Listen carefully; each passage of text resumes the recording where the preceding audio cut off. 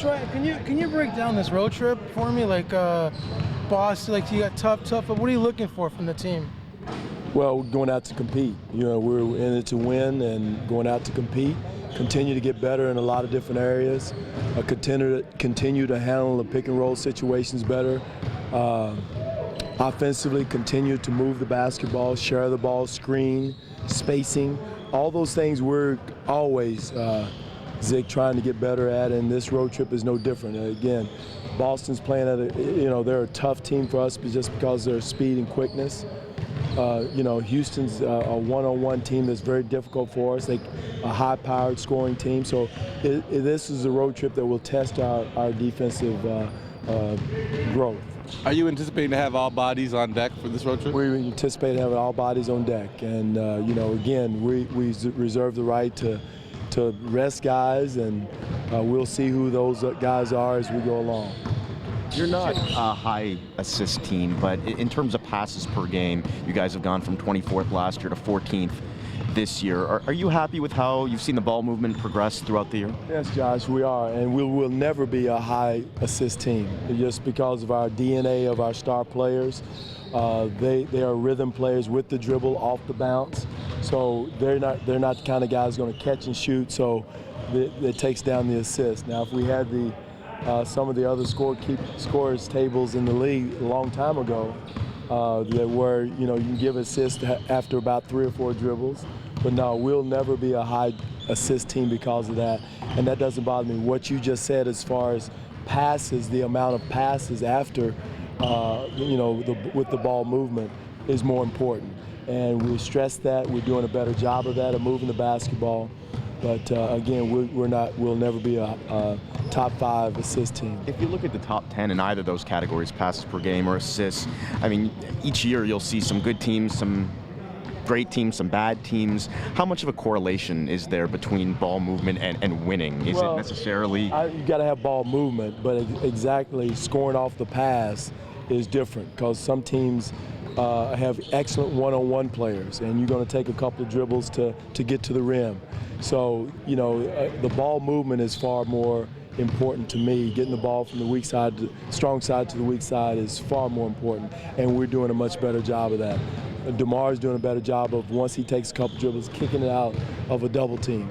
So we're doing a better job of sharing the basketball and moving the ball around. How much more comfortable has DeMar gotten making those reads when teams try and kind of take you guys out of what you do best? He's gotten so much better. Just this year, going through what we went through last year, teams trying to take it out of his hands. Kyle is doing an excellent job of it. JV is reading the soft double teams. So all of our players have grown in that area, and the only way you get that is through experience, playing together. The continuity of guys, knowing where guys are going to be. And at the end of the day, guys have to make shots out of those passes, and we've done that. You talk a lot about what Bismack has brought here, but what are the things, I guess, in the system here and the personnel here that also helped him to thrive specifically here? Well, again, and I say this all the time, it takes a special person to play with DeMar and Kyle to come in and understand that they're our primary scorers. Nobody's going to come in and supplant the way they play and what they've developed as a tandem. And it takes a special person, and Bismack and Corey both have come in and accepted their roles. They understand what they have to do offensively. They understand that the bulk of the shots are going to come from Kyle and DeMar, which they've proven. Again, those are the things outside of the numbers, Rachel, that it shows the acceptance of Bismack. He's come in and had a career year of rebounding, come in and had a career year of contributing to us winning by screening, by spacing, by running the floor, by being in at the end of the game, being able to switch on the point guards, something that is very difficult to do, but he has the athletic ability and the defensive smarts to do it. So he's added so much to our team that you can't put a number on it. Coach, growing up as an NBA fan, a lot was made of the #1 seed throughout the regular season, but now looking at it, coaches like yourself and Tyronn Lue focusing on the health of your team. Is it that important of an advantage now? I don't know if that's ever changed. I know in Seattle we were battling, and toward the end of the year in Dallas, Dirk and Jason would take 2 weeks off. I'm not a proponent of that. But health is always, if you're not healthy going into the playoffs, you can have all the seeds you want to, and you're not going to be successful if your guys are worn down and fatigued going into the playoffs. So health is important. It's a double-edged sword. The good teams accomplish both. If you've got all-stars on your bench that can come in and start, but now is an opportunity for our players coming off the bench or subbing in for a starter to do their job, to come in and show the league and show what everybody they can do in a starting role. So it's a tough situation to be. It's a good situation, first of all, to be in. But it's a tough situation because you're trying to win and stay healthy at the same time. For me, I'm a competitor. I think all of our guys are competitors. They want to win. But big picture, health is very important.